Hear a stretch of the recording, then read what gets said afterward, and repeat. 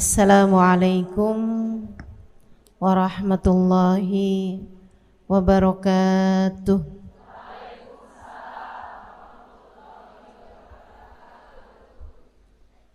Alhamdulillah. Wassalatu wassalamu ala Rasulillah Muhammad ibn Abdillah wa ala alihi wa sahbihi wa man walah. Subhanaka la ilma lana illa ma 'allamtana innaka antal alimul hakim. Rabbi shrah li sadri wa yassir li amri wahlul 'uqdatan min lisani yafqahu qawli, amma ba'du. Alhamdulillah, sama-sama kita hormati, kita muliakan Sahibatul Bait, pimpinan Majelis Ta'lim Nurun Nizam, dan juga sahabat Zahra Neng Haji Teh Nur Karyati. Kita doakan beliau beserta seluruh keluarganya, suami, anak, cucu, senantiasa dalam rahmat ridha Allah Subhanahu wa taala. Dipanjangkan umurnya, disehatkan badannya, dimudahkan urusannya, dikabulkan hajatnya, semakin dicinta Allah Subhanahu wa taala dan Rasulnya, dibahagiakan hidup dunia akhiratnya.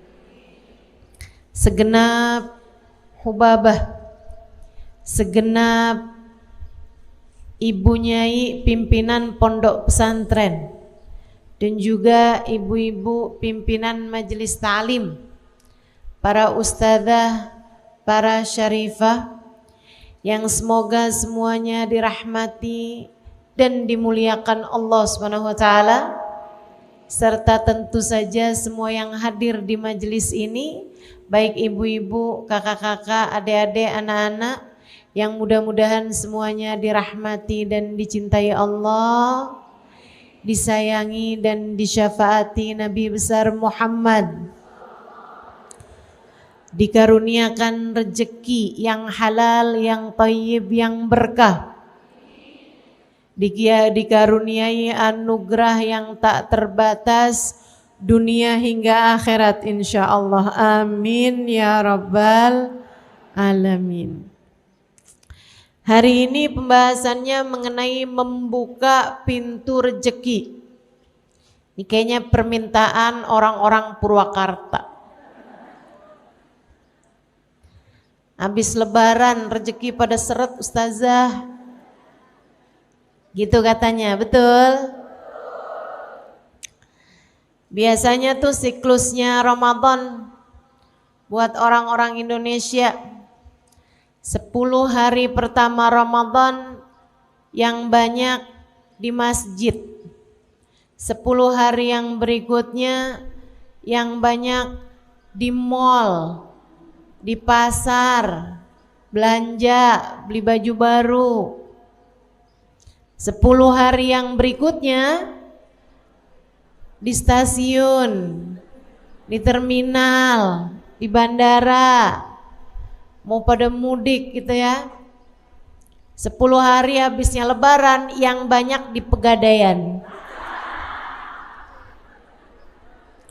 Duit udah kehabisan, gadai-gadai gelang, kalung, begitu? Enggak, insya Allah. Saudaraku sekalian yang saya muliakan, rezeki itu bukan hanya sebatas uang, bukan hanya sebatas makanan, melainkan manusia itu terdiri dari 3 hal, ketiganya memerlukan rezekinya masing-masing. Manusia disebut manusia karena punya badan. Kalau nggak punya badan namanya hantu. Kita punya badan. Badan perlu rezekinya. Makanan, pakaian, rumah tempat tinggalnya badan. Sekarang ada lagi nih yang dianggap lebih mendesak. Casan.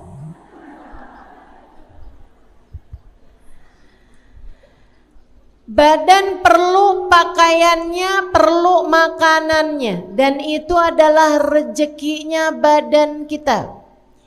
Tapi selain daripada badan, manusia juga punya yang namanya akal, pikiran. Ini juga perlu rezekinya. Rezekinya namanya ilmu. Perlu nih rezekinya akal kita.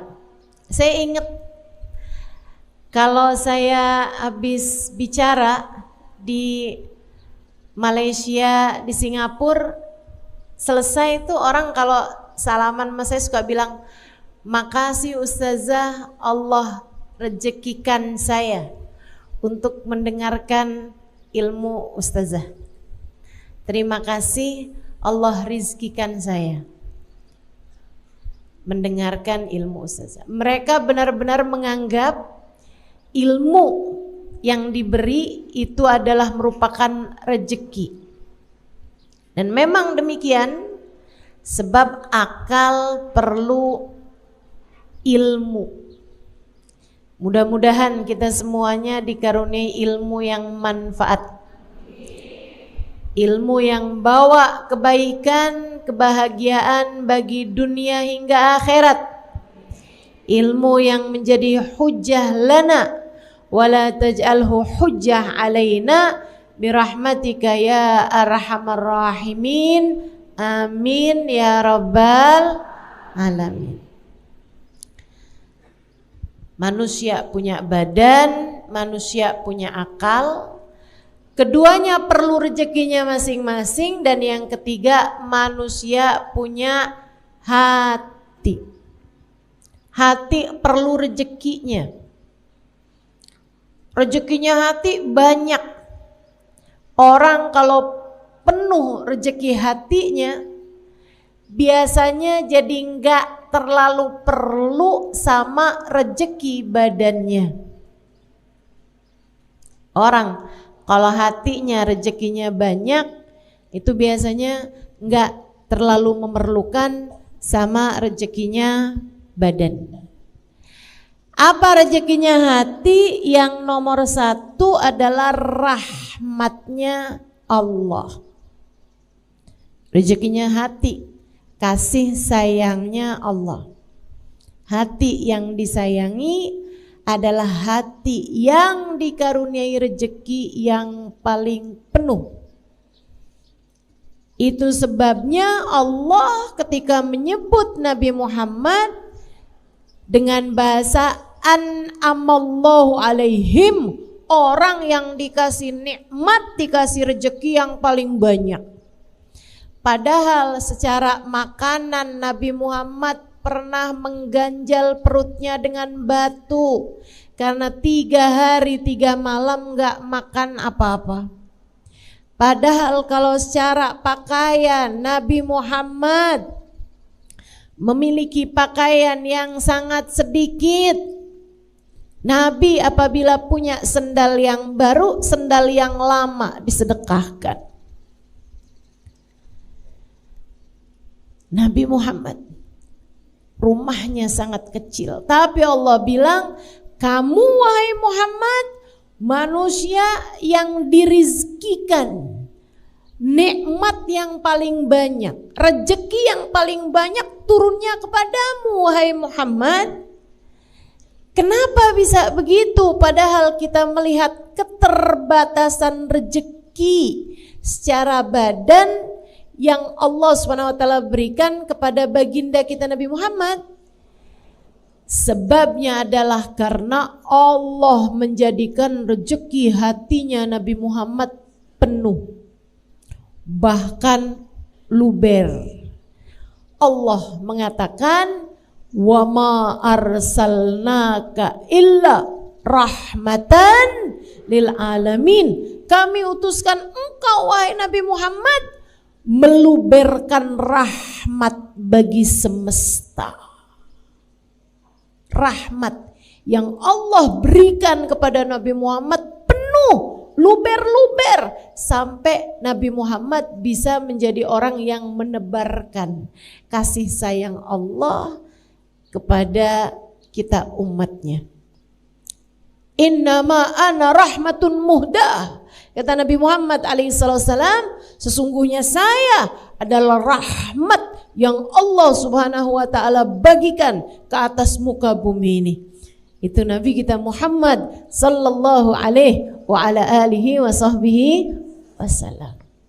Manusia yang diberi rezeki yang paling banyak. Jadi Bu, Dek, Nak, kalau kamu lagi ngomongin urusan rezeki, yang kebayang jangan cuma saldo rekening. Yang kebayang jangan cuma uang bisa kamu belikan seblak, bisa kamu belikan makanan, atau bisa kamu belikan pakaian. Yang kamu bayangkan tentang rezeki jangan cuma sekedar apa yang masuk ke dalam perutmu. Itu adalah serendah-rendahnya rezeki. Kata Sayyidina Ali bin Abi Thalib, "Man kana hammuhu batnuhu kanat qimatuhu ma yakhruj minhu." Siapa yang urusan terpenting baginya adalah isi perutnya, maka nilainya adalah apa yang keluar dari perutnya. Siapa yang urusan paling penting dalam hidupnya adalah apa yang masuk ke perutnya, yang dipikirin cuman makanan mulu. Bis ini makan apa enaknya ya? Nih duduk di majelis dari pagi, yang dipikirin bakso enak nih. Yang dipikirin nih mendung-mendung gini nih, pisang goreng, Indomie pakai rawit. Ada yang begitu? Disindir Mas Sayyidina Ali, nilai kamu adalah apa yang keluar dari perutmu. Apa yang keluar dari perut?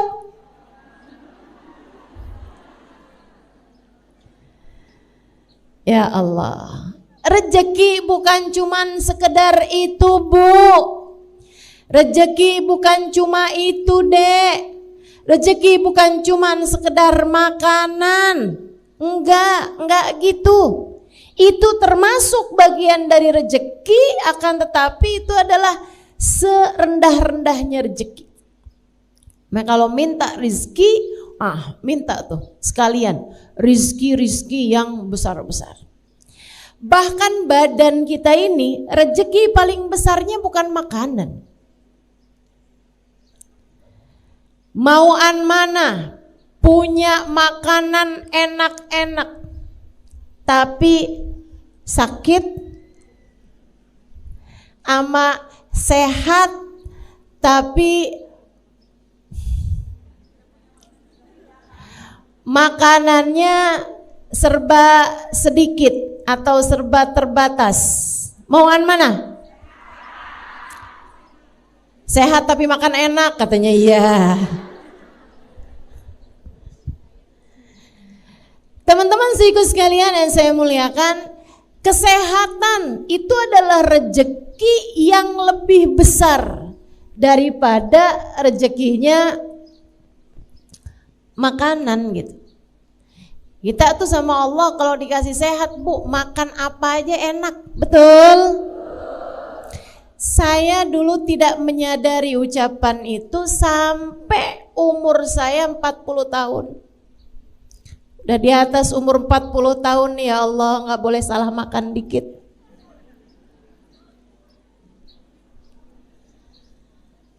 Ada ibu-ibu yang nyaut betul. Senasib kamu ya Bu ya.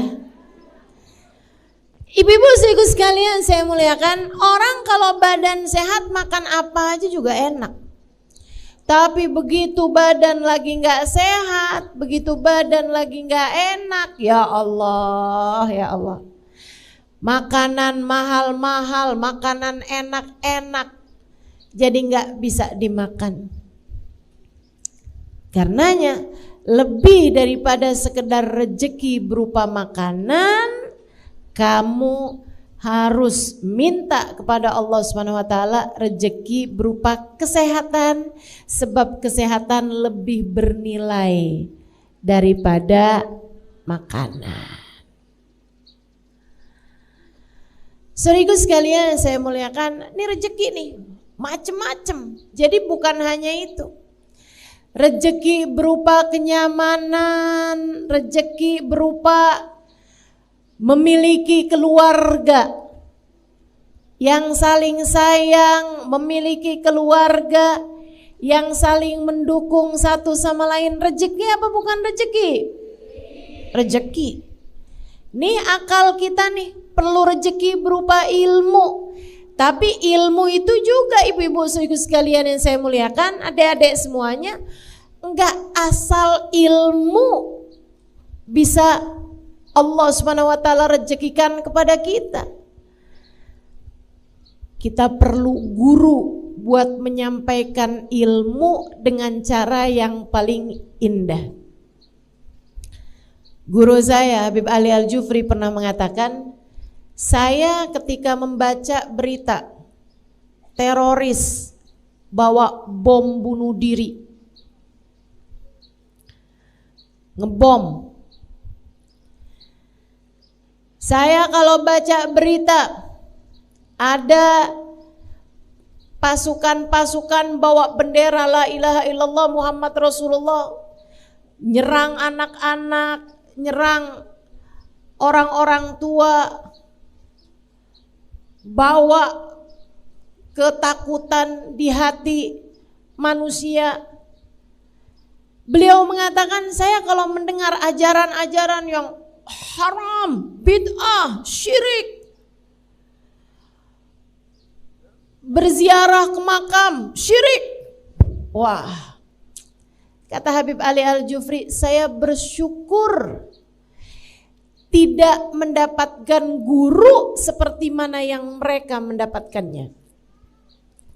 Bu, kalau kita berguru dengan orang yang sama dengan yang mereka berguru, belum tentu kita jadi orang-orang yang bisa menikmati maulid, bisa menikmati sholawat, bisa merasa haru, cinta, bahagia ketika merasakan kedekatan dengan baginda Nabi besar Muhammad sallallahu alaihi wasallam.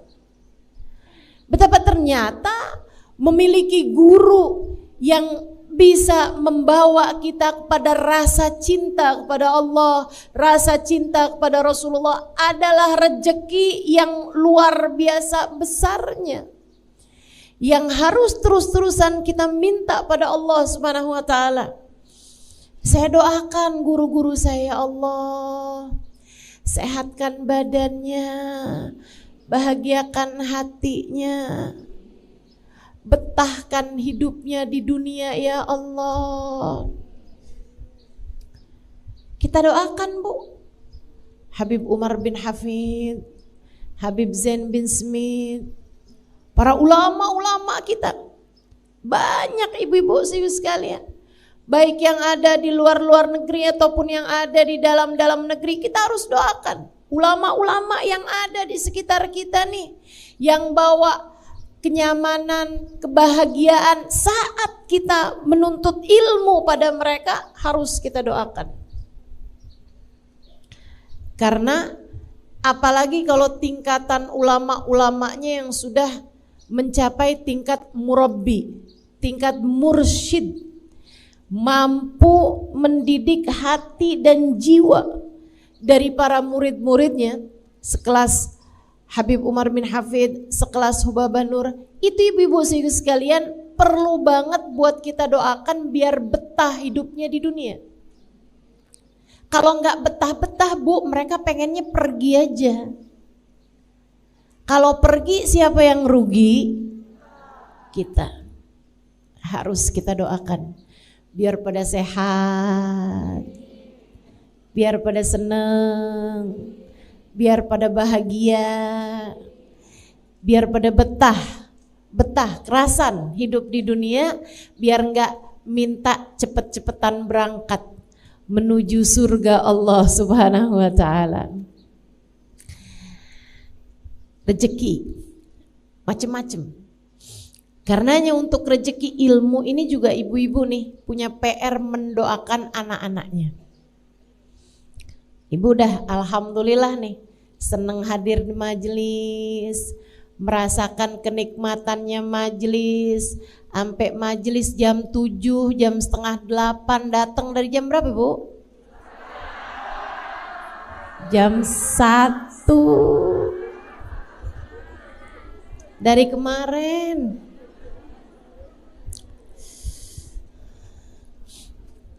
Dari tanggalannya belum ganti ya.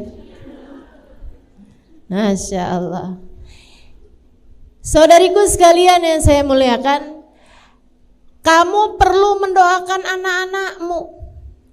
Jangan sampai mereka mendapatkan guru yang salah atau yang tidak membawa kenyamanan atau menyampaikan ilmu dengan cara-cara yang tidak baik gitu.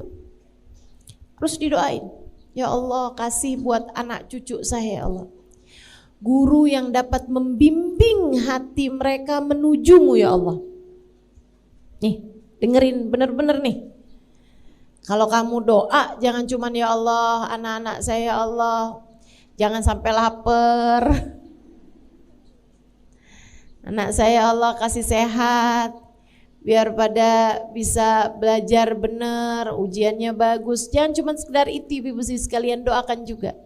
Karuniakan kepada mereka ya Allah guru yang soleh, yang mampu mendidik hati mereka menujumu ya Allah. Minta. Itu adalah rezekinya akal. Rezekinya hati.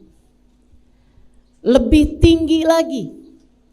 Ibu, nih ya, punya anak sehat, badannya, makannya bergizi, ibu punya uang buat ngasih makanan-makanan yang enak, makanan-makanan yang bergizi. Ibu punya uang buat beliin dia rumah, buat beliin dia, maksudnya rumah tempat tinggal kalian layak dihuni, buat bisa kasih dia pakaian yang layak gitu. Anak-anak ibu bersih, rapi, cakep, sehat badannya, mauan begitu, akan tetapi anak nggak dapat hidayah atau maukan. Mauan mana? Dunia terbatas, tapi anak soleh soleha, nggak tinggal sholat. Bahkan ibu bangun di jam 3 pagi, jam setengah 4 pagi, masih sekitar 1 jam lagi dari azan subuh. Ibu lihat kok lampunya hidup nih, kamar anak ibu, ibu buka, anak ibu lagi sholat tahajud. Anak ibu lagi baca Quran. Anak ibu lagi berdoa. Bu, tapi dia keadaannya serba terbatas. Misalnya, kamu gak punya banyak rezeki secara untuk makanan, pakaian, tempat tinggal, tapi punya anak-anak yang soleh-soleha, mauan mana kamu? Rezeki yang seperti itu atau semuanya serba dikasih Allah banyak-banyak? Makanan banyak, ada kendaraan, ada rumahnya besar semuanya. Dari mulai satpam sampai ke supir, sampai ke tukang bersih-bersih, sampai ke tukang tanaman semuanya ada. punya asisten pribadi, punya segala macam, kehidupan duniamu dicukupkan, akan tetapi anak-anak yakin saya, anak soleh-solehah jauh lebih kamu inginkan daripada sekedar rejeki-rejeki yang sifatnya badaniyah, yang sifatnya zahir.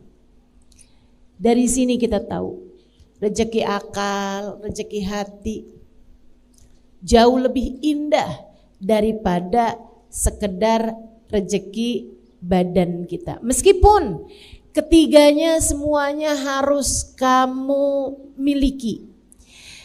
Ketiganya semuanya juga nikmat hidup kita, bahagia hidup kita jika ketiganya Allah Subhanahu wa taala berikan seukuran dengan keperluan kita, kebutuhan kita.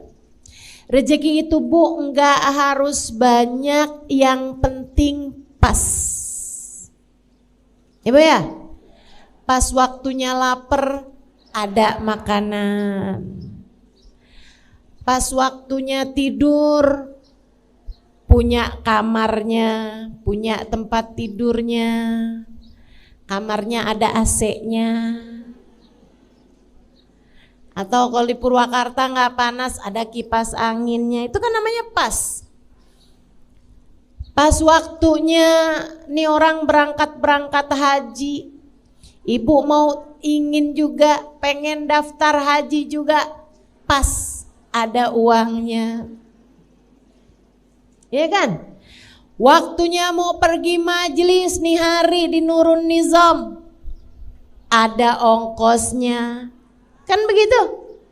Pas. Tapi kalau misalnya rezekinya banyak tapi enggak pas, ini yang enggak enak nih Bu nih. Rezekinya sih banyak, duitnya banyak nih. Waktunya mau pergi pengajian ada aja. Segala udah jalan naik sepeda motor, sepedanya bannya pecah.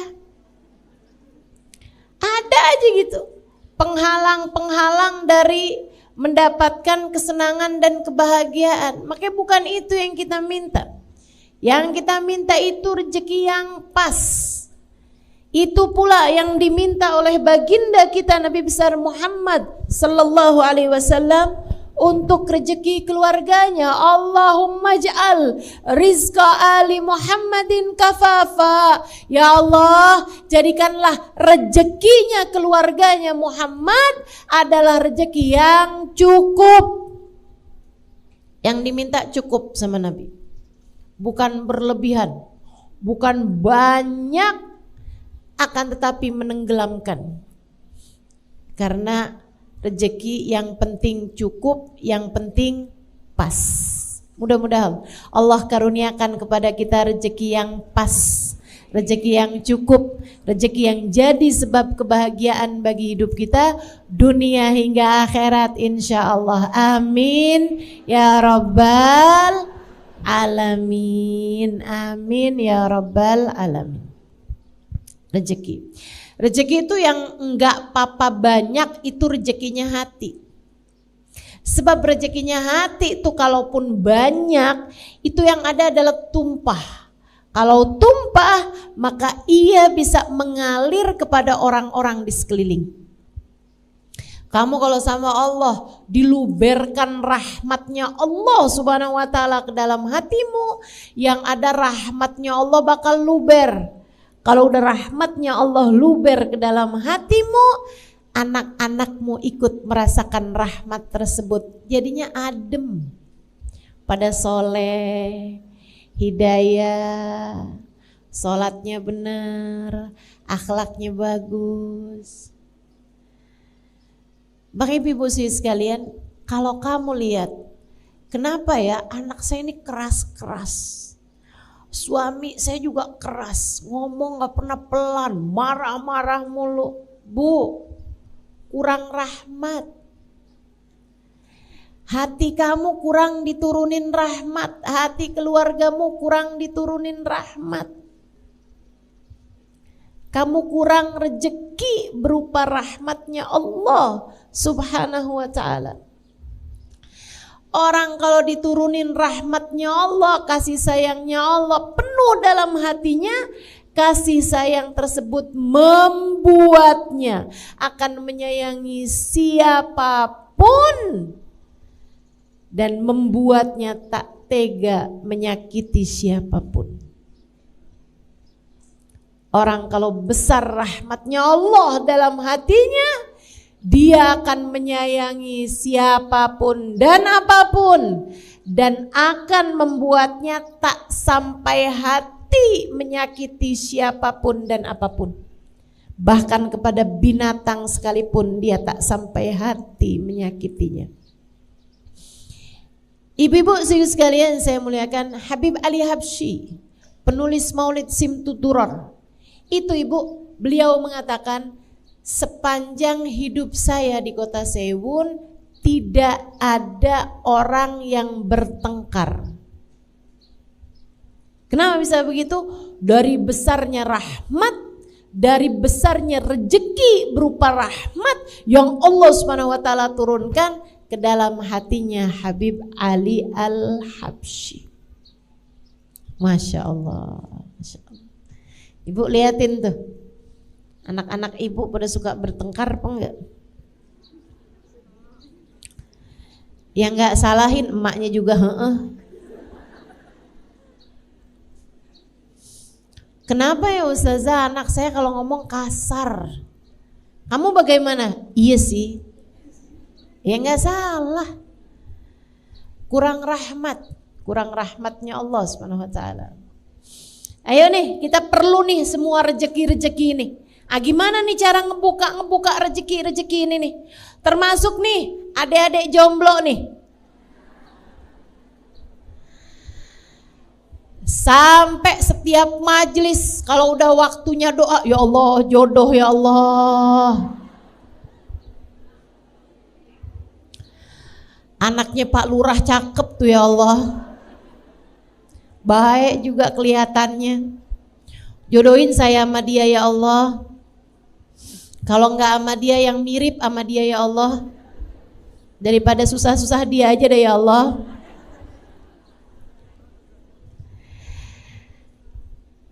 Jodoh. Itu juga teman-teman, urusan jodoh juga nih. Enggak penting banyak. Enggak penting banyak, enggak penting besar. Badannya XXL gitu enggak penting. Yang penting adalah pas. Dan bukan urusan cepat atau lambat. Yang penting adalah tepat. Pas itu tadi. Pas. Pas buat kamu gitu. Pas buat orang tersebut. Suami istri itu yang penting bukan pintar, yang penting bukan kaya, yang penting bukan bisa segala macam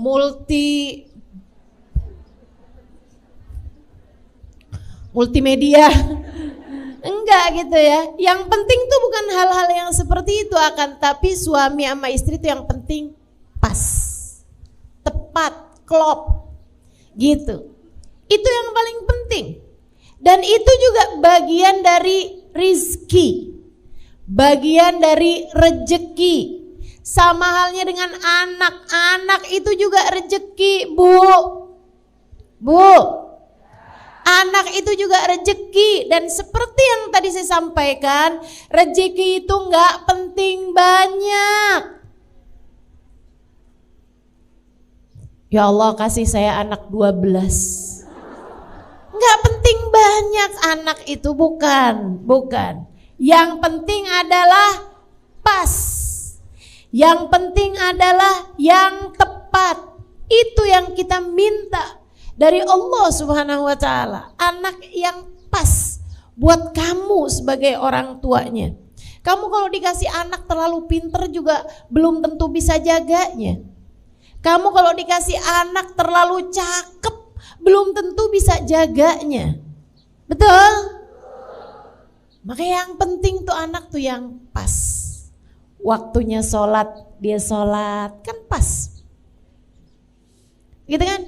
Jangan sampai yang mama, saya kok sama papa nggak boleh pakai jilbab sih mah.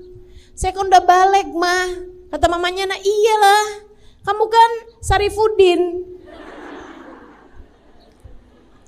Itu kan namanya nggak pas, teman-teman saudara sekalian. Saya beberapa waktu yang lalu baru pulang dari Australia. Di sana salah satu hal yang saya syukuri dari Indonesia, saya minta kepada Allah, ya Allah jangan sampai ini nyampe ke negeri saya nantinya ya Allah. Saya benar-benar berdoa.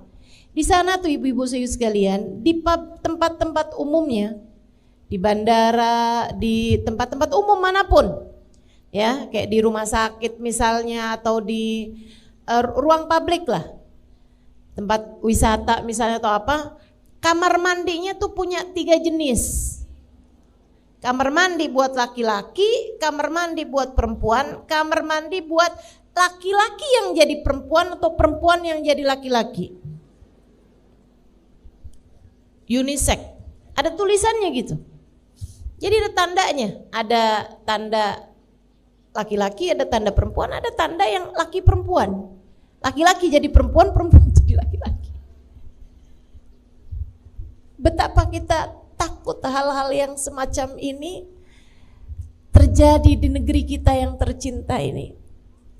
Betapa kita sangat takut hal-hal yang semacam ini terjadi kepada anak-anak ataupun cucu-cucu kita. Perlu sekali untuk kita minta kepada Allah SWT, ya Allah tolong jaga anak cucu kami ya Allah. Tolong jaga anak cucu kami ya Allah. Jadi anak, cucu, enggak penting banyak, enggak penting cakep banget gitu, enggak penting pinter banget gitu, enggak. Yang penting anak yang pas, anak yang soleh, anak yang solehah, pas sebagai hambanya Allah, pas sebagai umatnya baginda Nabi besar Muhammad sallallahu alaihi wa ala alihi wasallam, insyaallah. Amin ya rabbal alamin. Mengingat kebutuhan kita terhadap rezeki banyak sekali, baik rezekinya badan kita, rezekinya akal kita maupun rezekinya hati kita, baik untuk kita maupun untuk seluruh keluarga kita, anak-anak kita, keluarga kita nih. Karenanya akan saya sampaikan kepadamu 10 hal pembuka pintu rezeki. Enggak akan saya terangkan dengan detail semuanya gitu, enggak. Karena kalau diterangkan dengan detail sampai asar nih kayaknya. Jadi saya akan sampaikan pelan-pelan 10 hal yang dapat menjadi pembuka pintu rezeki bagimu, baik rezeki zahir seperti yang saya sampaikan, rezeki berupa makanan, minuman, tempat tinggal, kendaraan, gitu kan ya,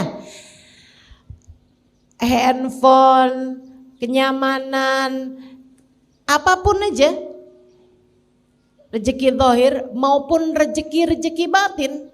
Seperti yang tadi saya sampaikan, ilmu, guru yang dapat membimbing kita, kajian-kajian yang menyenangkan. Kita mesti juga doakan negeri kita, mudah-mudahan senantiasa Allah SWT tetapkan keadaannya menjadi negara yang bebas ngaji dimanapun dan kapanpun. Alhamdulillah. Kita minta sama Allah SWT, tetapkanlah rezeki yang ini ya Allah, tetapkanlah rezeki yang ini. Karena saya banyak jalan kemana-mana ibu-ibu sekalian, bukan mudah untuk sebuah negara memperkenankan rakyatnya untuk mengadakan kajian-kajian secara umum seperti kita ini. Susah. Saya kalau mau ngisi di Singapura 6 bulan sebelumnya mesti tanda tangan banyak banget. karena dimintakan perizinan kepada negaranya. Untuk bikin satu acara itu dimintakan kertas yang sangat banyak sekali, harus ditandatangani secara langsung oleh pihak yang akan membuat acara tersebut atau mengisi acara tersebut. Bukan mudah. Itu pun juga nggak bisa pakai sarana-sarana umum seperti kita semacam ini gitu ya.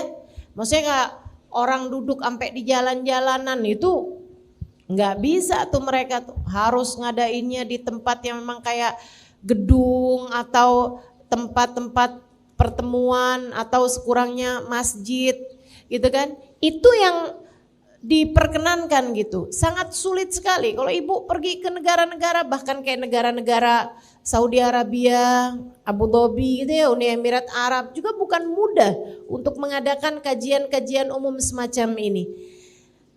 Salah satu dari yang dimudahkan membuat kajian-kajian umum besar-besar semacam ini selain Indonesia, yang saya lihat adalah Hadramaut, Yaman. Di sana juga sama nih kayak begini nih, Habib Umar bikin majelis di pasar, Habib Umar bikin kajian-kajian di mana-mana saja tempat, dan bahkan masjid-masjid mereka mengadakan hataman Al-Quran sampai ke jalan-jalanan, semuanya penuh orang, pemandangan yang luar biasa indahnya.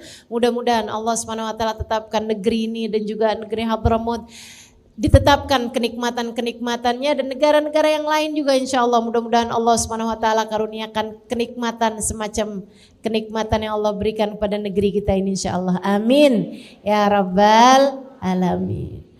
Juga rezeki hati, semua hal yang akan saya sampaikan ke 10-10-nya ini membuka pintu rezeki zahir dan batin. Yang pertama, kalau kamu pengen rezekimu terbuka, hal pertama yang harus kamu lakukan adalah taat sama perintah Allah, jauhi dosa.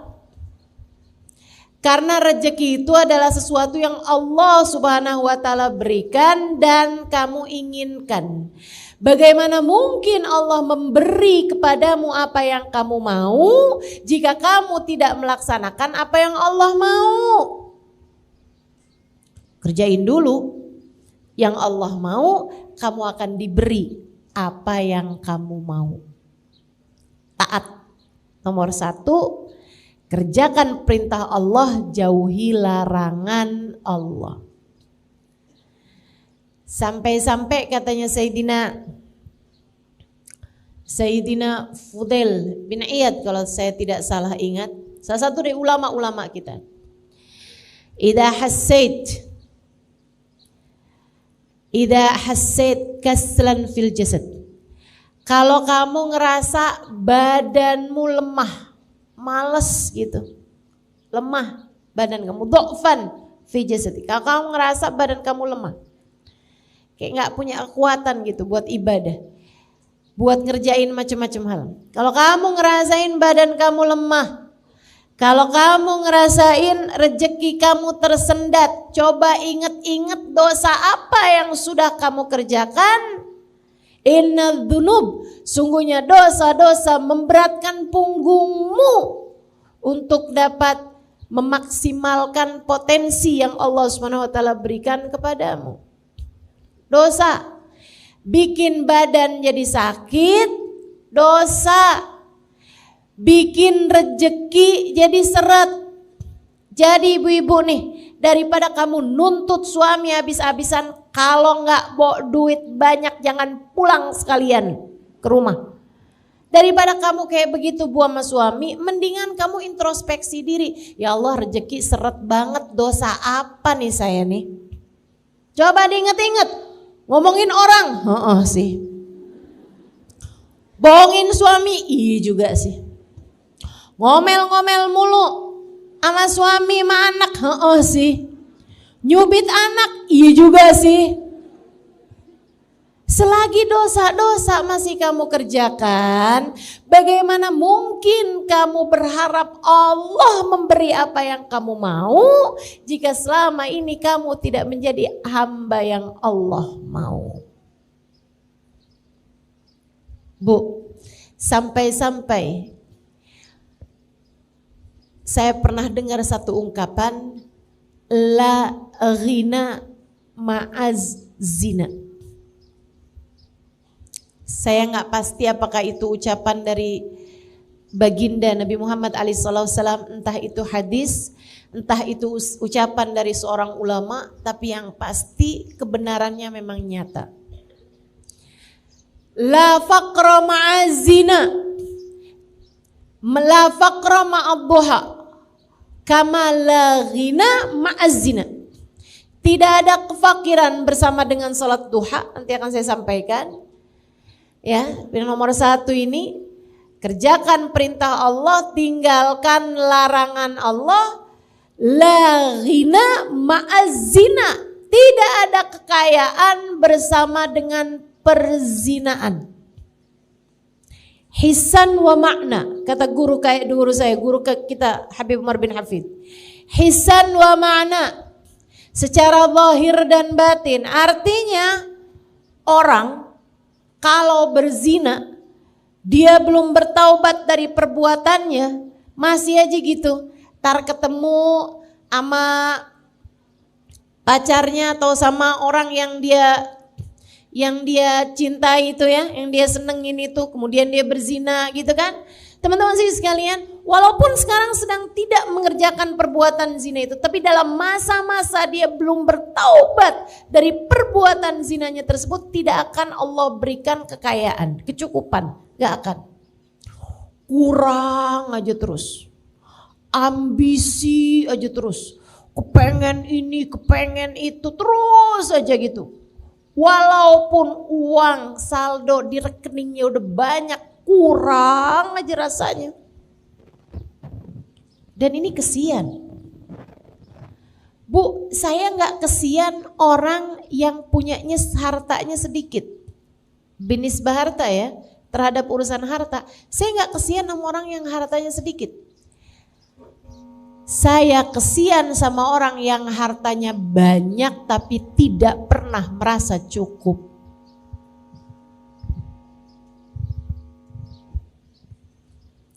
Saya kesian sama orang yang hartanya banyak tapi tidak pernah merasa cukup. Terus aja ambisi, sampai curigaan mulu. Kalau dia perempuan kan, curiga aja sama HP suaminya, curiga aja nih suaminya pergi kemana, nih hidupnya blingsatan, takut setengah mati. Kalau malam-malam susah tidur, takut ada yang bobol rumahnya, hidupnya terus saja ketakutan gitu. Begitu ada kabar kalau perusahaannya bangkrut, perusahaannya rugi, sedikit aja ngomongnya, wah kalau rugi seperti ini besok kita makan apa? Padahal duit sisanya masih banyak. Ibu-ibu sekalian, saya ngerasa berbahagia tinggal di Indonesia, di mana orang-orangnya tuh bisa loh, dia ngojek tapi kredit motor. Penghasilannya itu sehari 50.000, sehari 70.000 gitu. Tapi sanggup gitu hatinya buat bayar kredit motor gitu kan. Luar biasa. Jadi teman-teman saudara sekalian, masalahnya bukan sama berapa uang yang kamu punya, berapa nilai yang kamu punya, tapi kemampuan hati untuk bisa merasa cukup dengan rezeki yang Allah Subhanahu wa taala berikan gitu. Saya nggak kesian di sini nih sama perempuan-perempuan yang misalnya gitu, suaminya cuman ngasih dia sebulannya berapa? Saya nggak ngerti tuh, nggak pernah ikutan belanja soalnya. Anggap 500.000 misalnya gitu, buat belanja harian, masa cukup nggak itu? Nggak cukup. 1 juta deh, 1 juta, gitu ya? Nggak cukup juga. Emang iya?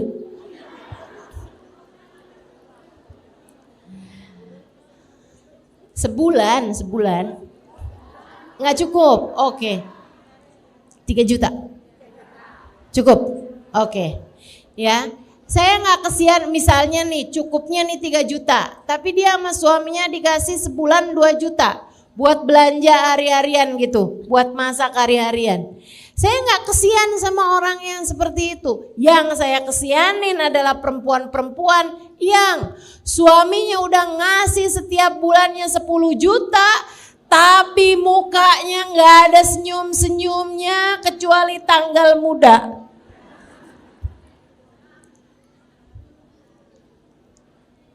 Ya ampun, kamu kok transfernya cuman segini nih?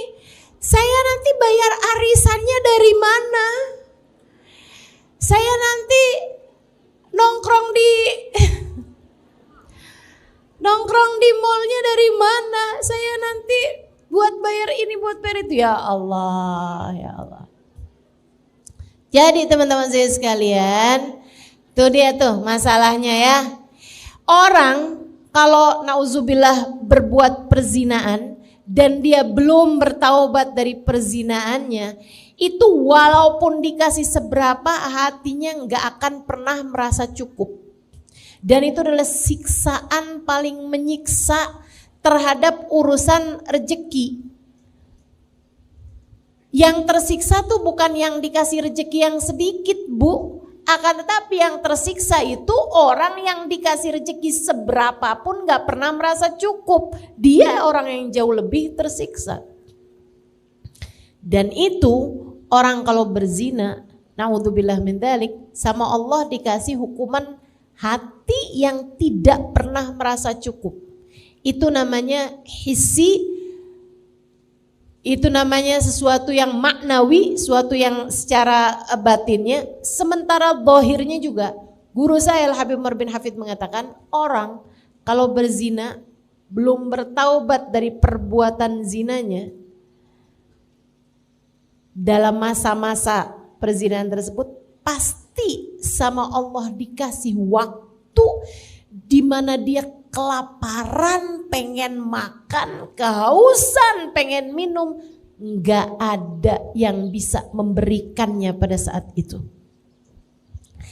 Nggak dia punya saat itu sampai dia harus menengadahkan tangannya meminta kepada orang lain. Walaupun sebanyak apapun uangnya. La ghina ma'az zina. Tidak ada kekayaan, kecukupan bersama dengan perzinaan. Mudah-mudahan Allah jauhkan kita dari dosa zina dan dosa apapun yang menjauhkan kita dari rahmatnya Allah Subhanahu wa taala insyaallah. Amin ya rabbal alamin. Adik-adik sekalian saya muliakan, ini saya sampaikan kepada adik-adik nih, Dek. Jangan mau memberikan sesuatu yang sangat berharga dari dirimu, yaitu nilai harga dirimu itu, Dek. Jangan mau kamu menyerahkannya kepada laki-laki manapun di luar bingkai pernikahan dengan atas nama cinta. Cinta gak bikin kamu jauh dari Allah. Cinta yang benar gak bakal bikin kamu jauh dari Allah. Dan laki-laki yang sungguh mencintaimu pasti akan menjagamu. Dengarkan ucapan saya. Laki-laki yang mencintaimu pasti akan menjagamu. Tak akan membiarkanmu bersama dengan dirinya terjerumus di dalam lubang-lubang dosa, dalam lembah-lembah nista. Adik-adikku saudaraku sekalian, Sayyidil Habib Umar bin Hafid menyampaikan, orang tuh kalau masuk surga semuanya akan membusungkan dada ila ashabuz zina, kecuali pelaku zina. Andai Allah sudah menghapuskan dosa-dosanya dengan dia berada di dalam neraka karena dia matinya bawa iman, misalnya nih umat Nabi Muhammad ngerjain zina, dia dimasukkan ke dalam api neraka untuk waktu yang cukup lama sampai kemudian udah waktunya dia masuk ke dalam surga. Karena bagaimanapun dia matinya membawa iman, dia akan menjadi orang yang masuk surga dengan menundukkan kepala. Malu. Di surga aja malu. Kalau masuk surga pun pelaku zina akan masuk surga dalam keadaan menundukkan kepala karena malu. Jangan biarkan dirimu terjebak dalam jurang nista yang semacam itu. Ini pesan dari orang tua. Saya adalah orang tua bagimu. Dek, dengarkan saya. Enggak sampai segitunya sayang sama orang, sampai kamu mau-maunya memberikan hal yang paling berharga dalam dirimu itu. Nilaimu nak, nilaimu dek, ada pada kehormatanmu. Jangan biarkan ia terinjak-injak oleh bisikan-bisikan setan dalam dirimu itu. Jauhi zina, jauhi apapun yang mendekatkanmu kepada zina. Jauhi, tidak akan membawamu kepada kebahagiaan, kesenangan, rezeki yang melimpah. Enggak. Tidak akan membawamu kepada kebahagiaan rasa dicinta. Enggak. Ia hanya akan membawamu kepada penyesalan demi penyesalan di depan matamu. Dunia, sebelum kamu menyesal di akhirat nanti dengan sedalam-dalamnya penyesalan. Saya menyampaikan kepadamu hal ini atas nama cinta anak-anakku. Jaga kehormatanmu nak. Jaga kehormatanmu. Jangan mau-maunya kamu menggadaikan kehormatanmu dengan mengatasnamakan cinta. Sekali lagi saya sampaikan padamu, kalau kamu cinta, kamu akan jaga dirimu. Kalau dia adalah laki-laki yang benar mencintaimu, dia akan menjaga dirimu, tak akan mau menyentuhmu kecuali sesudah kalian halal, dihalalkan oleh pernikahan. Jangan. Love ghina ma'azina. Kamu pengen jadi seseorang yang rezekimu mudah, yang rezekimu melimpah, yang rezekimu pas, yang rezekimu cukup, yang rezeki kamu dirizkikan oleh Allah Subhanahu wa taala hal-hal yang indah dalam kehidupan. Rezeki akalmu, kamu dikaruniai ilmu yang manfaat. Rezeki hatimu, kamu disayang Allah, kamu disayang Rasulullah, dikaruniai keimanan, keikhlasan, kesyukuran, ketawaduan. Kamu dikaruniai akhlak-akhlak yang terpuji, kamu dikaruniai cinta pada manusia-manusia yang dicinta oleh Allah Subhanahu wa taala. Kamu ingin dikaruniai hal-hal yang indah-indah semacam itu, tinggalkan dosa, kerjakan jalan taatmu kepada Allah Subhanahu wa taala. Kamu jangan nyari jodoh sampai enggak mau pakai jilbab. Ngapain kayak begitu? Susah ustazah dapat jodoh kalau laki-laki nggak lihat betapa indahnya rambut saya ini. Susah ustazah dapat laki-laki yang mau menikahi saya kalau dia nggak tahu betapa sangat seksinya badan saya ini. Kalau pikiranmu seperti itu, kamu hanya akan bertemu dengan laki-laki yang hanya akan memandang tubuhmu dan akan memandang kecantikanmu semata sebagai sebab dia mencintaimu. Dan yang di luar sana yang lebih cantik darimu banyak, Yang di luar sana yang badannya lebih bagus dari kamu banyak. Kalau begitu cara berpikirmu tentang urusan jodoh, jangan salahkan siapa-siapa. Jika sesudah menikah denganmu, suamimu hanya akan jatuh cinta dengan perempuan demi perempuan, perempuan demi perempuan yang jauh lebih cantik darimu sesudah pernikahan.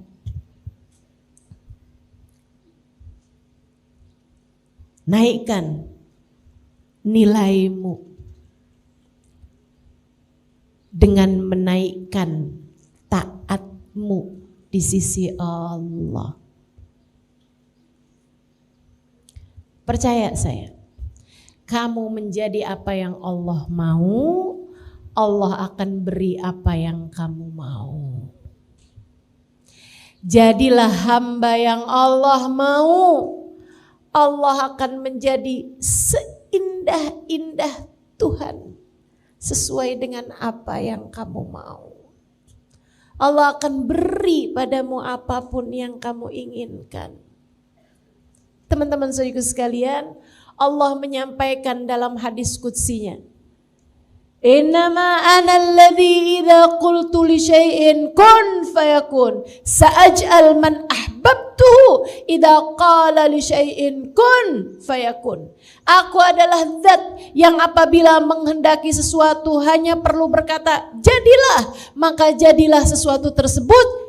Aku akan menjadikan hamba-hamba yang aku cintai apabila menghendaki sesuatu hanya perlu berkata jadilah, maka jadilah sesuatu tersebut. Kalau kamu dicinta, kamu akan diberi sesuai dengan yang kamu inginkan. Jalan pertama untuk membuka pintu rezekimu adalah dengan taat dan jauhi dosa. Insya Allah. Yang kedua, ibu-ibu sekalian saya muliakan. Nih, kalau kamu kepengen wangi, kamu mesti deket sama orang yang tukang jual minyak wangi. Atau sekurangnya kamu mesti deket sama orang yang wangi-wangi. Biar kamu bisa dikasih minyak wangi, kan gitu ya? Ya kan? Itu sesuatu yang niscaya teman-teman. Kalau kamu pengen pinter, kamu harus deketi orang yang pinter-pinter. Kalau kamu pengen solehah, kamu mesti deketi orang-orang yang solehah-solehah. Karenanya kalau kamu kepengen menjadi seseorang yang diberi nikmat rezeki sama Allah Subhanahu wa taala yang sesuai dengan apa yang kamu inginkan, rezeki zahir, rezeki batin, semuanya nih dikasih sama Allah Subhanahu wa taala, maka kamu mesti dekat sama orang-orang yang memang telah diberi nikmat sama Allah paling banyak. Siapa mereka? Allah sebutkan dalam Al-Quran. A'udzubillahi minasyaitonirrajim. Man yuti'illaha war rasul faulaika ma'alladina an'amallahu alaihim minan nabiyyina was siddiqina was syuhada was salihin wa hasuna ulaika rafiqa dzalikal fadlu minallah wa kafa billahi alima. Kata Allah, siapa yang taat kepada Allah dan Rasulnya, mereka akan dikumpulkan di akhirat nanti bersama dengan orang-orang yang dirizkikan paling banyak sama Allah, yang dikasih kenikmatan paling melimpah ruah dari Allah SWT, yang dikaruniai rezeki-rezeki badan yang paling pas, yang paling cukup, rezeki akal yang paling, ilmu yang paling bermanfaat, rezeki hati yang paling melimpah ruah. Siapa mereka? Allah sebutkan minan nabiyyin, para nabi-nabinya Allah, wasiddiqin, para wali-walinya Allah, wasyuhada, para pejuang di jalan Allah, para ulama, para pejuang di jalan Allah Subhanahu wa taala, wasalihin, orang-orang soleh. Maka yang nomor 2 dari pembuka pintu rezeki adalah cintai para nabi, para wali, para ulama dan orang-orang soleh. Cintai mereka.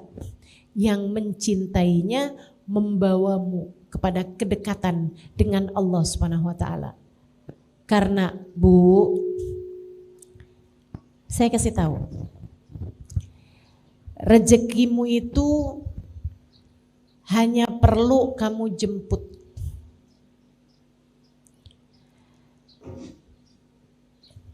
Kalaupun kamu tidak tahu rezekimu ada di mana, rezekimu tahu kamu ada di mana.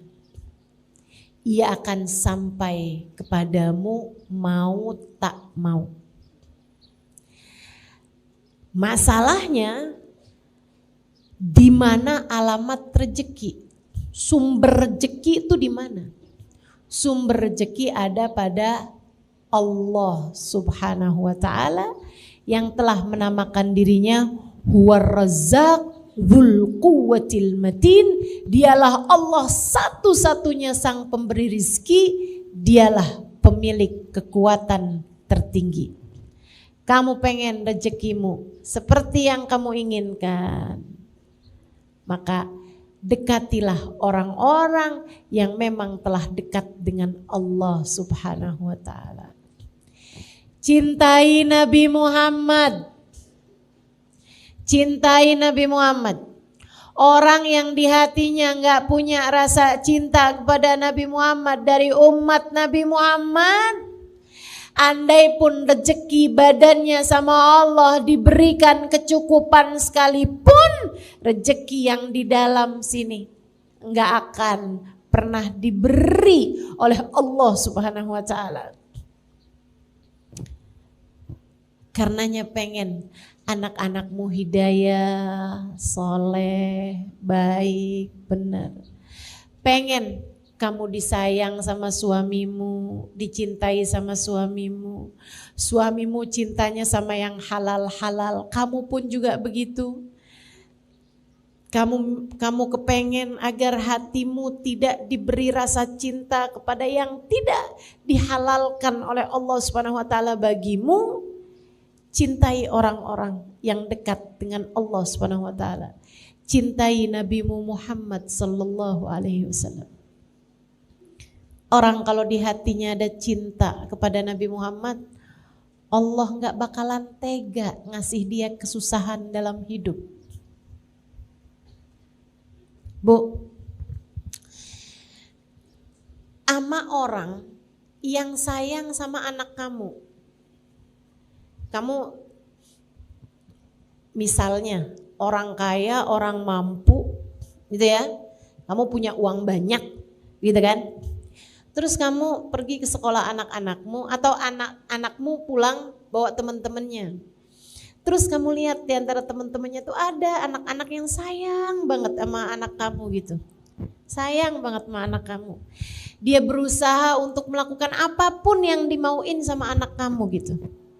Seneng banget dia. Ibu-ibu, saudariku sekalian yang saya muliakan. Kalau kamu hari itu masak, kalau hari itu kamu beliin makanan buat mereka, kalau hari itu kamu nyenengin, ajak jalan-jalan, kira-kira nih di antara anak-anak temen-temennya anak-anak kamu itu, di antara temen-temennya anak kamu, siapa yang akan kamu ajak? Yang suka ngusilin anak kamu atau yang sayang sama anak kamu? Yang sayang sama anak. Kenapa begitu? Ini ada anak nih usil nih, gak seneng sama anak kita, bahkan benci sama anak kita, gak bakalan kita ajak. Kalau yang seneng-seneng gak bakalan kita ajak. Kan begitu? Oh, kita mau nyenengin anak kita ajakin temen-temennya yang sayang sama dia, yang cinta sama dia. Yang benci, sana, kamu bukan jatahnya nih. Yang ini nih menyenangkan banget sekali nih, bukan jatah kamu nih. Oh kamu, enggak, kamu suka ngusilin anak saya. Oh kamu, anak saya minta apaan kamu nggak kasih. Salah. Tapi yang sayang sama anak kita, yang suka ngasih sama anak kita, yang suka perhatian sama anak kita, yang cinta sama anak kita, kita ajakin, kita kasih makan yang enak, kita senengin anak-anak tersebut, anak kita. Kenapa begitu? Karena kita sayang sama anak kita, maka kita akan menyayangi siapapun yang sayang sama anak kita. Pun demikian dengan Allah Subhanahu wa taala. Allah tidak pernah mencintai siapapun lebih daripada cintanya kepada Nabi Muhammad. Allah tidak pernah mencintai siapapun lebih daripada cintanya kepada Nabi Muhammad. Maka Allah akan menjaga, Allah akan melindungi, Allah akan memberi jalan terindah bagi hidup seseorang yang di hatinya terdapat cinta kepada Nabi besar Muhammad sallallahu alaihi wasallam. Maka kamu kalau ngerasa, kenapa ya suami saya kok gak sayang sama saya? Kenapa ya? Suami saya kok gak ada cinta-cintanya sama saya gitu. Kayak saya selalu aja dimarahin, saya selalu aja dikatain kasar misalnya gitu. Coba lihat hatimu, adakah di hatimu rasa cinta kepada Nabi Muhammad? Ustazah, kan suami saya yang gak sayang sama saya. Kenapa kok saya harus lihat di hati saya punya cinta apa enggak sama Nabi Muhammad? Karena Bu, hati suamimu berada dalam genggaman Allah yang tak pernah mencintai makhluk siapapun lebih daripada cintanya kepada Nabi Muhammad. Ketika Allah lihat di hatimu punya rasa cinta kepada Nabi Muhammad, Allah akan mencintaimu dan Allah akan menjadikan hati orang-orang yang berpengaruh padamu mencintaimu juga. Allah akan bikin gak hanya suamimu, akan tetapi mertuamu, iparmu, orang tuamu, saudara-saudaramu, anak-anakmu mencintaimu. Karena cinta di hatimu kepada kekasihnya Muhammad sallallahu alaihi wasallam. Saya kok nggak cinta ya Ustazah sama Nabi Muhammad. Saya nggak pernah ngerasa cinta, kan saya nggak pernah ketemu Ustazah. Ayo belajar lagi, belajar terus. Dengerin kajian-kajian dari orang-orang yang sudah punya rasa cinta kepada Nabi Muhammad. Dengerin kisah-kisah indah tentang Nabi Muhammad. Terus pelajarin. Belajar cinta, hatimu tuh diajarin biar mencintai yang semestinya dicinta. Nanti kalau udah ngerasain cintanya, nah kamu akan perhatikan. Anak-anak kamu mulai berubah. Kamu dirizkikan baktinya anak-anakmu padamu. Karena cintamu kepada kekasihnya Muhammad sallallahu alaihi wasallam. Mencintai Nabi, mencintai para sahabat Nabi, mencintai para ulama-ulama, mencintai guru-guru, mencintai orang-orang soleh. Mencintai orang-orang soleh. Itu bawa kepada rizki yang bahkan bukan cuma rizki zahir, akan tapi rizki batin. Makanya teman-teman sekalian, ada hadis bunyinya begini nih, dengerin saya. Ini penting karena banyak terjadi nih. Katanya Nabi Muhammad alaihissalam, sayati zaman ala ummati yafirruna minal ulama faablahumullah thalath baliyat. Akan datang waktunya umatku mereka benci sama ulama, lari-lari menjauh dari ulama tersebut, nggak kepengen kenal, nggak kepengen deket, bahkan benci hatinya sama orang-orang yang membawa kedekatan kepada Allah SWT. Para pejuang di jalan Allah. Mereka punya hasut, punya rasa benci aja gitu. Allah, cuman pegang mic, itu tuh maksudnya tuh pengen dapat amplop tuh. Ulama semuanya dikatain aja gitu. Yang ini kurang begini, yang ini kurang begitu. Ada ulama miskin dibilang, emang mau kita belajar dari orang kayak begini? Di hidup aja dia udah miskin kayak begitu tuh. Masa mau deketin kita kepada Allah SWT? Ada ulama kaya tuh duitnya dari apaan tuh? Dia jual agamanya, katanya gitu. Kamu maunya bisa cintanya sama ulama yang kayak gimana? Saudaraku sekalian yang saya muliakan, maka masalahnya ini bukan pada ulama yang kaya atau ulama yang miskin. Masalahnya ada mah hatimu tuh, punya penyakit-penyakit. Sehingga kalau ada pejabat kaya, kamu puji-puji tuh, enak tuh jadi pejabat tuh kaya, hidupnya mulia. Begitu ada pejabat miskin tuh, dia tuh gak korupsi tuh. Giliran nama pejabat kamu bisa husnudzon. Giliran nama yang lain-lain kamu bisa husnudzon. Tapi giliran nama ulama kenapa kamu bisa selalu suudzon? Masalahnya bukan sama ulamanya tapi sama hatimu. Masalahnya bukan sama ulamanya tapi sama hatimu. Kata Nabi Muhammad alaihissalam, akan datang waktunya pada umatku, mereka lari dari ulama, gak mau deketin ulama, benci sama ulama. Allah berikan padanya 3 jenis bala. Apa itu? Yang pertama, Allah angkat keberkahan pada harta mereka dan pada anak mereka. Anaknya gak berkah, hartanya gak berkah. Kurang aja terus-terusan. Rezekinya gak berkah, rezekinya gak pas, rezekinya gak enak. Teman-teman sekalian, rezekinya gak enak. Rezekinya tuh keluarnya buat hal-hal yang gak enak mulu. Rezeki itu kan ada yang keluarnya enak, ada yang keluarnya gak enak. Rezeki uang kamu pakai buat hadir majelis, rezeki keluarnya enak apa gak enak? Enak. Saudaraku sekalian, ada orang yang anaknya ketabrakan atau anaknya nabrak, kemudian dia harus bayar ganti rugi sama yang ditabrak sama anaknya. Harus keluar duit juga gitu kan. Enak apa gak enak? Gak enak. Rezeki itu keluar ada yang enak, ada yang gak enak. Makanya saudaraku sekalian, ini orang-orang yang diangkat berkah dari rezekinya, itu keluar rezekinya gak enak mulu. Di jalan yang gak enak terus-terusan. Na'udzubillah min dzalik.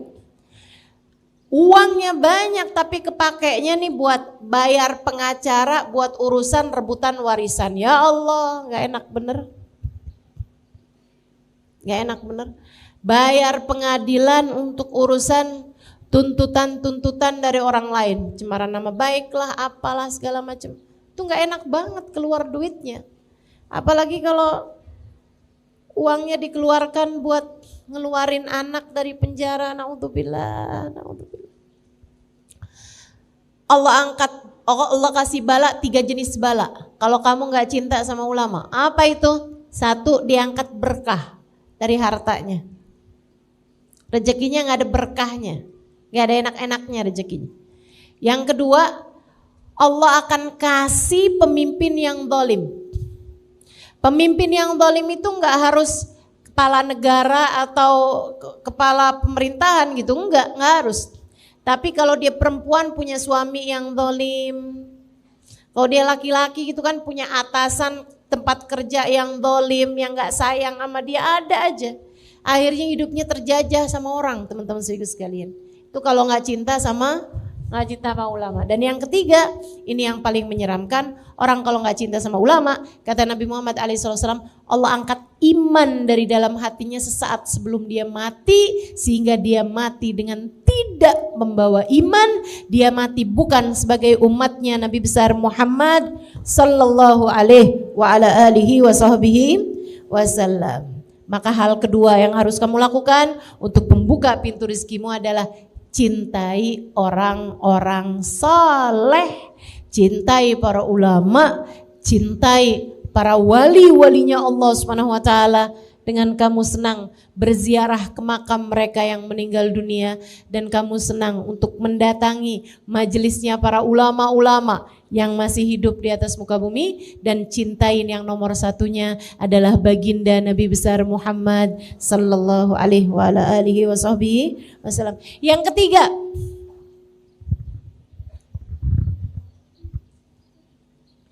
Yang ketiga, kalau kamu kepengen pintu-pintu rezekimu terbuka, yang nomor 3-nya adalah bakti sama orang tua ataupun sama suami bagi yang sudah bersuami.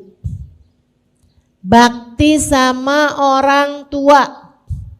Kamu gak bisa ngarep kamu dikasih rejeki yang mudah, rejeki yang menyenangkan, selagi kamu menjadi anak yang durhaka sama orang tua. Yang baik sama orang tua, yang bakti sama orang tua, belajar buat bisa menyenangkan, membahagiakan hati orang tuamu. Kalau sama orang tua itu jangan sok jadi ustazah. Kalau sama orang tua itu jangan sok jadi pemerintah. Kalau sama orang tua itu datanglah kepada orang tua sebagai seorang anak. Anak itu setua apapun tetap aja anak bagi orang tuanya. Setua apapun kamu gak akan pernah lebih tua dari orang tuamu.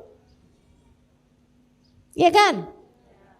Kecil aja kita. Mau setua apapun juga. Saya ingat dulu sama umi saya suka nanya gitu. Umi ini mesti gimana ya Im? Katanya sama saya. Coba nasehatin umi mesti gimana? Ini kan umi lagi memposisikan saya sebagai ustazah. Mana ada umi nanya gitu sama anaknya? Tapi saya gak pernah datang pada umi saya, gak pernah saya jawab umi saya dengan jawaban ustazah. Saya kalau ditanya sama umi saya, umi mesti gimana ya Im? Saya sampaikan pada umi saya, umi mesti sehat. Umi mesti sehat. Umi mesti sehat. Biar umi bisa enak ibadah, biar umi bisa enak doain kami anak-anak umi.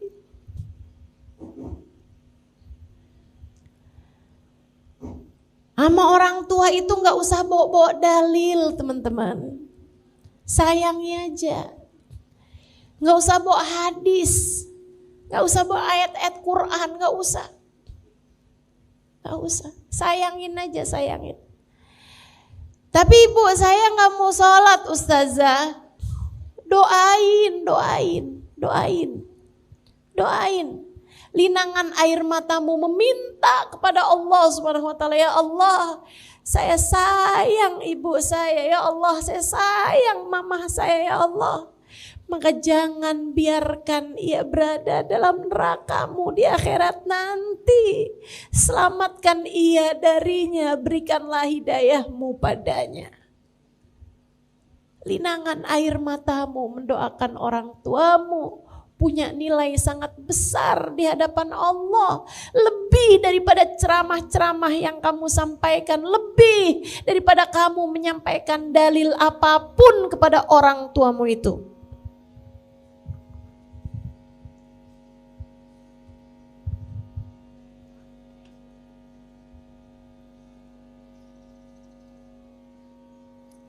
Bakti sama orang tua membuka pintu rezeki.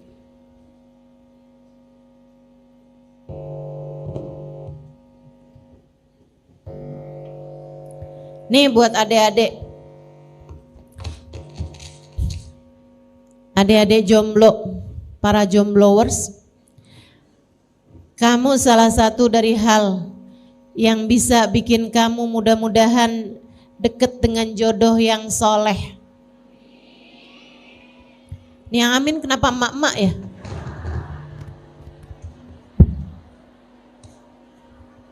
Doain anaknya, iya. Coba lihat bagaimana caramu memperlakukan orang tuamu.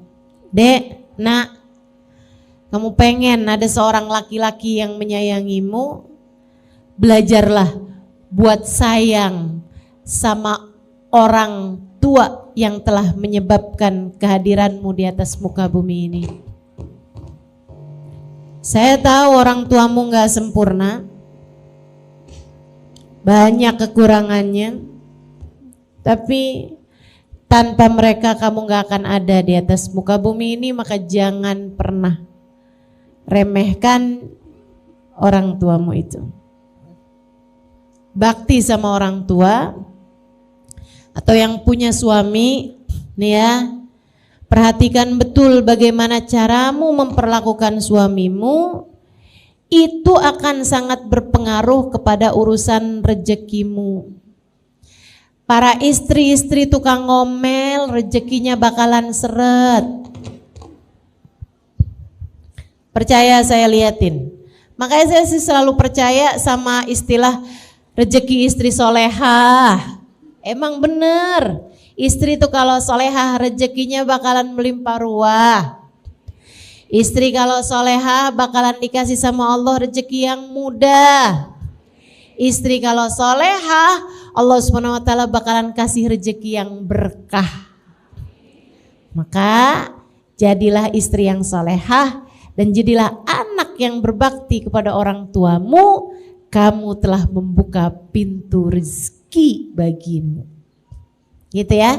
Yang nomor 3. Yang nomor 4, kamu kalau kepengen rezekimu itu juga luas, gampang, mudah, berkah, membuka pintu-pintu rezeki, silaturahmimu dijaga.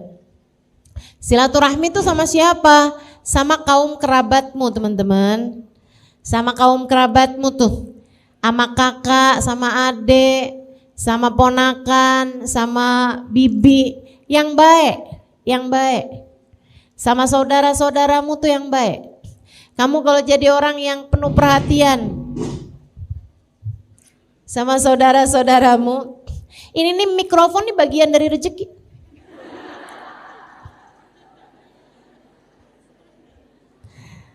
Ya ini rezeki saya nih hari ini. Ya udah mesti terima gitu kan. Iya, saya sih nerima, nggak tahu ibu-ibu. Dari tadi yang kenapa sih nih? Nah, apa-apa Bu ya. Orang udah mengusahakan yang terbaik, insya Allah. Bagaimanapun semuanya ada di tangan Allah Subhanahu wa Ta'ala. Allah lah sang pemberi rizki. Tuh kan, kalau kita terima rezekinya jadi bagus. Gitu ya, silaturahmi dijaga, silaturahmi. Sama kakak, sama adik itu yang baik. Kamu kalau ingat saudara kamu, ingatnya gini nih. Teman bisa datang dan pergi. Tapi saudara kalau hilang, di mana kamu bisa cari? Saudara kamu kan cuman itu-itu aja Bu. Kamu gak bisa pilih-pilih saudara. Itu siapa sih ngeliatin kamu mulu? Oh itu dulu kakak saya. Sekarang udah jadi mantan. Emang bisa begitu? Gak bisa. Kamu kepengen rezekimu jadi mudah, silaturahmimu tuh harus tersambung sama saudara-saudara yang baik-baik. Yang baik sama saudara. Jangan tinggalin saudaramu. Kamu kalau lagi dapat kelebihan rezeki, bagi, dahulukan saudara-saudaramu. Cari tahu keadaan saudara-saudaramu. Siapa yang sedang membutuhkan, bantuin. Jangan takut, jangan takut. Ustazah saya punya saudara jahat-jahat semuanya. Warisan saya Ustazah dia kuasain. Misalnya, Bu, kalau saya sih ya Bu ya, urusan harta tuh Bu tuh, yang hilang bisa dicari, ya kan? Urusan harta tuh Bu bisa datang dan pergi. Tapi saudara tuh kalau kita kehilangan, kita gak bisa dapetinnya lagi. Jadi kehilangan harta gak apa-apa, jangan bikin kamu kehilangan saudara. Orang gak akuran sama saudara gara-gara urusan warisan, jangan. Kalau ada saudara kamu mau ngerebut warisan, biarin. Yang penting kamu jangan pernah melakukan hal itu terhadap saudara-saudarimu itu. Kalau ada di antara saudara-saudarimu, kamu tahu ngambil sesuatu dari hartamu, ini pesan dari orang yang sangat saya sayangi. Kalau kamu tahu saudaramu ada yang ngambil sesuatu dari hartamu tanpa seizin darimu, mencuri misalnya, ngambil harta kamu misalnya, buruan halalin. Buruan hati kamu tuh bilang, ya Allah saya sudah menghalalkannya ya Allah. Saya sudah menghalalkannya ya Allah, jadikanlah itu sebagai sedekah saya buat dia ya Allah. Jadikanlah itu sebagai hadiah saya buat dia ya Allah, saya sudah menghalalkannya. Buruan halalin. Kenapa gitu? Biar dia jadi harta yang bagus buat saudaramu itu. Nanti kalau hartanya bagus, bakalan perbuatannya, keadaannya juga bakalan jadi bagus.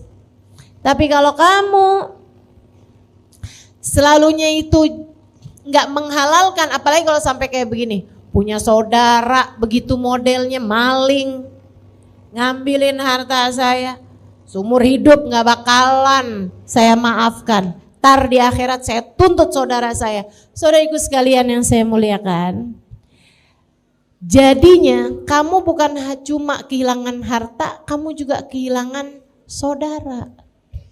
Kesian saudaramu itu.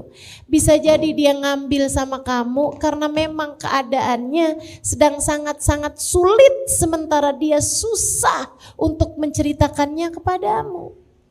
Kalau kamu tahu saudaramu mengambil sesuatu dari hartamu, ajak bicara. Apa yang bisa saya bantu? Apa yang bisa saya lakukan untukmu? Keadaan kamu sekarang lagi kayak gimana? Bu, to'amuthnen kafis salasah. Kata Nabi Muhammad, makanan 2 orang kalau dimakan rame-rame, dimakan barengan cukup buat 3 orang. Makanan buat 2 orang kalau dimakan barengan, makannya rame-rame barengan, itu bisa cukup buat 3 orang. Rezeki juga gitu. Rezeki kelihatannya dikit, kalau kamu bagi ada orang lain ikut menikmatinya, bakalan cukup buat banyak orang. Buat banyak orang. Alangkah indahnya kalau rezeki kamu tuh saudara-saudaramu ikut-ikutan menikmatinya. Ustazah itu kan kalau duitnya banyak, nah saya duit Ustazah buat sendiri aja nggak cukup. Oh kamu nggak tahu. Allah tuh Bu ngasih rezeki itu nggak gitu modelnya. Ini saya dapat dari guru saya Hubabah Maryam. Halimah, kamu jangan pernah takut ngasih buat orang lain. Allah Halimah, kalau lihat kamu jadi sebab Allah ngasih rezeki kepada hamba-hambanya, Allah akan mengalirkan rezekinya orang-orang lewat tangan kamu. Kamu kalau Allah lihat suka bagi-bagi, Allah bakalan ngasih rezekinya orang-orang lewat diri kamu, sehingga kamu yang bakalan dikasih sama Allah Subhanahu wa taala rezeki yang paling melimpah. Jadi jangan takut untuk memberi dan bersilaturahmi kepada saudara-saudaramu terutamanya, sebab itu adalah pintu pembuka rezeki. Berikutnya sedekah, ya. Yang kelimanya adalah sedekah. Itu tadi sedekah tuh. Sampai-sampai katanya Nabi Muhammad alaihi wasallam, innal bala la yatakhatta riqabas sadaqah. Sungguhnya bala enggak akan bisa ngelewati pundaknya sedekah. Jadi kalau udah ketahanan sama sedekah, kita tuh ngerjain sedekah, itu bala mau turun keangkat semua. Gak jadi tuh, mendal semua, mental semua. Balanya, musibahnya mental. Kalau kehalangan sama sedekah. Teman-teman sekalian, sedekah itu memang benar-benar bisa memberikan rezeki dari Allah Subhanahu wa taala, tuh akan lebih mudah kamu mendapatkan rezekinya, segala macam rezeki termasuk kesolehan anak-anakmu seperti yang sudah saya sampaikan. Itu kalau kamu sedekah tuh bisa lebih mudah berharap kesolehan anak-anakmu. Gitu ya. Nih anak lagi mau ujian nih misalnya, lagi mau proses penerimaan di sekolah yang kamu harapkan bisa bagus anak kamu sekolah di sana gitu. Udah kamu istikharahkan, sekolahnya bagus gitu kan, tapi kok kayaknya susah nih mau masuknya nih, mau tembusnya nih, sedekah. Bahkan Nabi Muhammad SAW mengatakan, dawu mardokum bis sadaqat, sembuhkanlah sakit orang-orang di antara kalian dengan sedekah. Ibu-ibu sekalian, mohon maaf, hati suamimu misalnya sedang berpaling kepada perempuan yang lain yang gak halal baginya. kamu mesti ngapain? Ini dia nih. Kamu mesti membuka pintu rejeki. Rejeki taat, rejeki hidayah, rejeki hati yang bahagia, rejeki takwa ke dalam hati suamimu dan ke dalam hatimu sendiri juga, dengan salah satunya adalah bersedekah. Sedekah, jangan takut sedekah. Dan gak usah nyari yang jauh-jauh Bu kalau sedekah itu. Yang ada di sekelilingmu, tetangga-tetanggamu, orang-orang yang datang ke rumahmu, saudara-saudarimu mungkin. Al-akrab yang terdekat yang harus didahulukan. Orang yang kerja di rumahmu mungkin itu dulu yang harus kamu dahulukan gitu. Ustazah mesti niat gak sih kalau misalnya gitu, ya Allah nih mudah-mudahan nih hati suami ini biar gak tertarik sama yang haram. Saya sedekah dengan niat semoga Allah SWT kasih kesembuhan pada hati suami saya yang sekarang sedang berpenyakit mencintai yang haram. Mencintai yang haram tuh penyakit apa bukan penyakit? Penyakit, suriku sekalian saya muliakan. Suka sama barang-barang haram penyakit apa gak penyakit? Penyakit. Makanya buat balikin nih, buat sembuhin, salah satunya kata Nabi Muhammad, dawu mardokum bisadaqat, sembuhkanlah orang-orang yang sakit di antara kalian dengan sedekah-sedekahmu itu. Sedekah, bismillah. Perlu niat apa enggak Ustazah? Enggak, pokoknya kamu sedekah, insya Allah Allah SWT akan membetulkan apa-apa yang salah-salah yang ada di antara kehidupanmu itu. Insya Allah semuanya bakalan jadi lebih bagus semuanya dengan kamu memperbanyak sedekah. Insya Allah. Jangan nunggu kaya buat sedekah. Ya, jangan nunggu kaya buat sedekah. Bahkan Allah tuh gak menilai sedekahmu dari seberapa banyak yang kamu keluarkan. Enggak. Kalau misalnya nih ada orang punya ratusan juta, dia bersedekah 1 juta, itu lebih kecil nilainya di mata Allah daripada orang yang punya 1 juta dia sedekahkan 100.000. Kalau ada orang punya uangnya 1 juta, dia sedekahkan 100.000, artinya dia sudah bersedekah dengan 10% harta atau uang yang dia punya. Itu jauh lebih banyak daripada sedekahnya orang 1 juta tapi hartanya dia ratusan juta gitu. Mudah-mudahan ya Allah SWT karuniakan kepada kita hati yang dermawan, insya Allah, amin ya rabbal alamin. Kemudian yang keenam, kalau kamu pengen dibukakan pintu-pintu rezeki, jangan tinggalkan sholat duha. Seperti yang tadi saya sampaikan, la faqra ma'ad duha, tidak ada kefakiran bersama dengan sholat duha. Sholat duha itu sholat rezeki, sholat yang membuka pintu-pintu rezeki bagi dirimu itu teman-teman saudariku sekalian. Bantuin suamimu lagi nyari nafkah, bantuin dengan kamu sholat duha. Anak-anakmu lagi menuntut ilmu biar gampang dapetin rezeki ilmu mereka, bantuin dengan kamu sholat duha. Dirimu sendiri juga pergi ngaji, melaksanakan ibadah-ibadah pada Allah SWT. Kamu kepengen dirizkikan akhlak yang baik, pengen dirizkikan ilmu yang manfaat, pengen dirizkikan badan yang sehat, bantuin dengan kamu tidak meninggalkan sholat duha.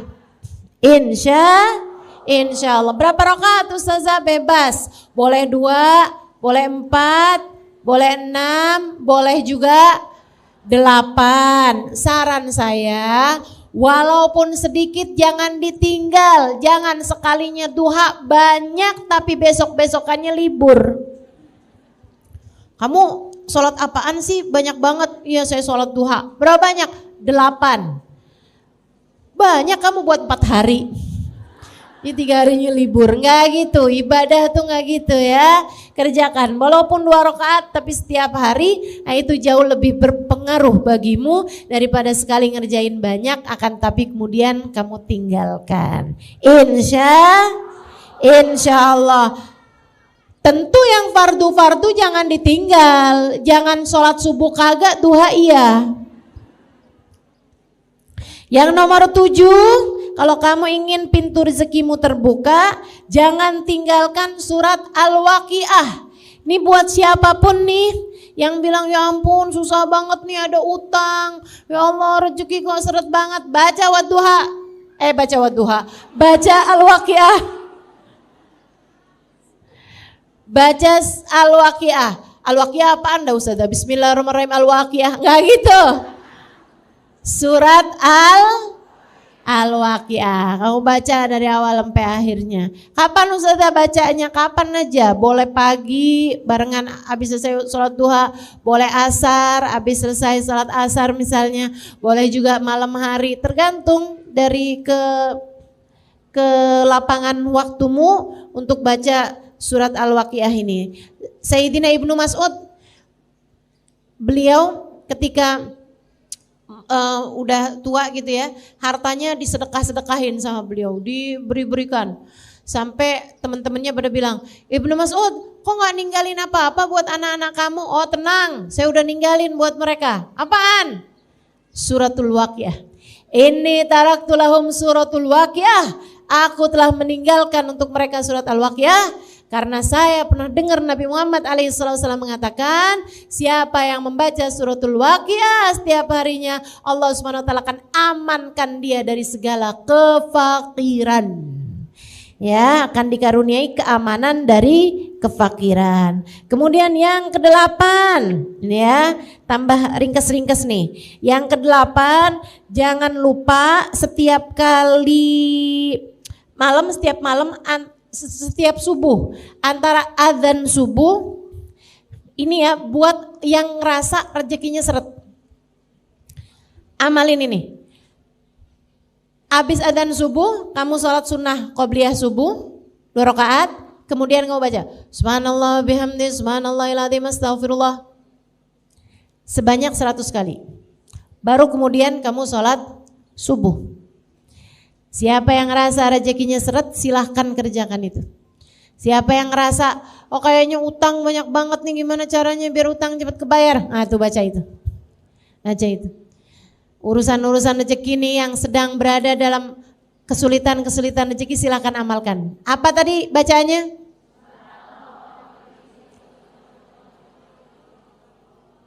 Subhanallah wa bihamdihi subhanallahil azim astaghfirullah. Subhanallah bihamdi subhanallahil azim astaghfirullah. Berapa kali? 100 kali. Kemudian yang berikutnya, baca surat Al-Ikhlas sekali atau 3 kali tiap kali masuk rumah. Dan ini sudah sering saya sampaikan kepadamu dan ini terbukti teman-teman. Ini mujarab. Sangat mujarab, ini instannya lah, gitu ya. Instannya ini, salah satu dari yang instannya ini. Itu adalah tiap kali kamu masuk rumah baca surat Al-Ikhlas. Sekali atau 3 kali. Al-Ikhlas, Al-Ikhlas, Al-Ikhlas. Enggak gitu. Bismillahirrahmanirrahim. Qul huwallahu ahad, Allahus samad, lam yalid wa lam yulad wa lam yakul lahu kufuwan ahad. Selain itu kalau yang di rumahnya suka bertengkar gitu ya, baca juga ayat kursi. Nah, baca juga ayat kursi itu bikin adem rumah. Bikin adem rumah. Kalau kamu ngerasa saya sih bertengkar ini apa enggak sih ya? Karena saya tinggal sendirian. Ya mau nengkarin siapa? Nah itu silahkan kamu baca surat Al-Ikhlas. Tiap masuk rumah, Assalamualaikum warahmatullahi wabarakatuh. Tuh kalau lagi nggak ada orang, Assalamualaikum wa ala ibadillahi salihin. Assalamualaikum ayyuhan nabi warahmatullahi wabarakatuh. Assalamualaikum wa ala ibadillahi salihin. Kemudian kamu baca surat Al-Ikhlas tadi itu. Nah insya Allah itu yang diajarkan Nabi Muhammad alaihissalam kepada sahabatnya ketika sahabatnya datang kepada Nabi Muhammad dan dia mengatakan bahwa dunia menjadi sempit karena dia terlilit banyak hutang. Kemudian yang terakhir, kalau kamu ingin pintu rezekimu terbuka, maka sering-seringlah, perbanyaklah bersolawat kepada baginda Nabi besar Muhammad sallallahu alaihi wasallam Sholawat senantiasa membuat hal-hal yang berat menjadi ringan. Sampai-sampai Habib Sayyid Muhammad bin Alwi bin Abbas Al-Maliki menyampaikan, tak ada permasalahan apapun di atas muka bumi ini yang tidak bisa selesai dengan sholawat kepada Nabi Muhammad SAW. Gak ada masalah apapun gak bisa selesai dengan sholawat. Insya Allah apapun masalahnya akan terselesaikan dengan bersolawat kepada baginda Nabi besar Muhammad sallallahu alaihi wa ala alihi wa sahbihi wasallam. Mudah-mudahan kita semuanya jadi orang-orang yang dikaruniakan rezeki yang mudah, rezeki yang melimpah insyaallah. Amin ya rabbal alamin. Rezeki yang bawa kebaikan bagi kita dunia dan akhirat. Rezekinya badan kita, makanan, pakaian, uang, dikasih yang halal, yang thayyib, yang berkah. Dikasih kesehatan bagi badan kita, dikasih kesehatan bagi anggota tubuh kita. Insyaallah mata, biar dikaruniai mata yang terang. Semua anggota badan berjalan sesuai dengan fungsinya insyaallah. Dan kita juga minta pada Allah Subhanahu wa taala rezeki bagi akal kita, dan terutamanya adalah rezeki bagi